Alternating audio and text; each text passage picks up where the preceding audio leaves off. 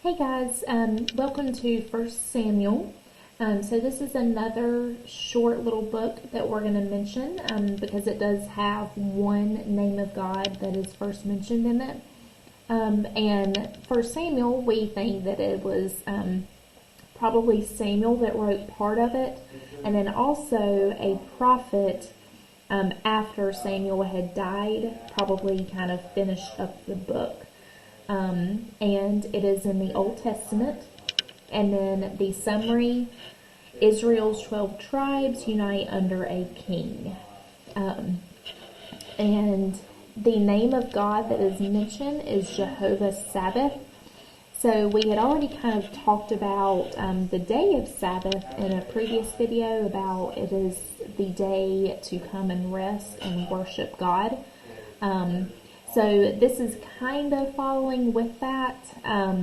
So Jehovah means to be or to exist, also another name for Lord. And Sabbath means armies or host. So the Lord of hosts. So the name means that God is sovereign over every army, both spiritually and earthly. Okay, so a good place to find Jehovah Sabbath is 1 Samuel 1 verse 3. Year after year, this man went up from his town to worship and sacrifice to the Lord Almighty at Shiloh, where Hophni and Phinehas, the two sons of Eli, were priests of the Lord. So this one doesn't actually have the Lord of hosts like written out, but right here where it is talking about how, let's see, let me find it.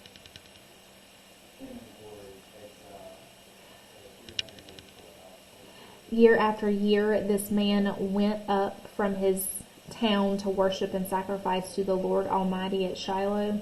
So it's kind of meaning that this man was probably worshiping the Lord for a specific reason.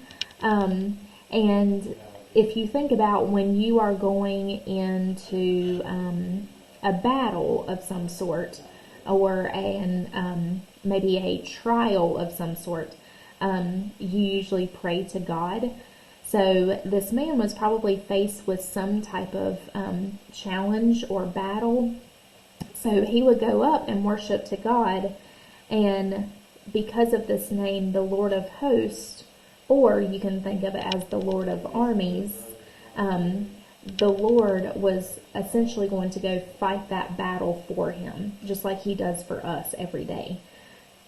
So if we have a trial or a battle that we're walking through, if we pray to God to walk in front of us, he will. And it might not look the same way that we think it should look, but he is walking before us and taking away some of that pain and heartache. So that's what he was doing for this man, as this man would worship and sacrifice to the Lord. He was praying for God to walk before him and face his battle. So it's kind of confusing just because this name actually isn't written out in this verse, but that's what it's talking about. Okay, and that will actually finish up our First Samuel focus. And then we have, I believe, 2 more books of focus, and then we will be finished. So have a great day.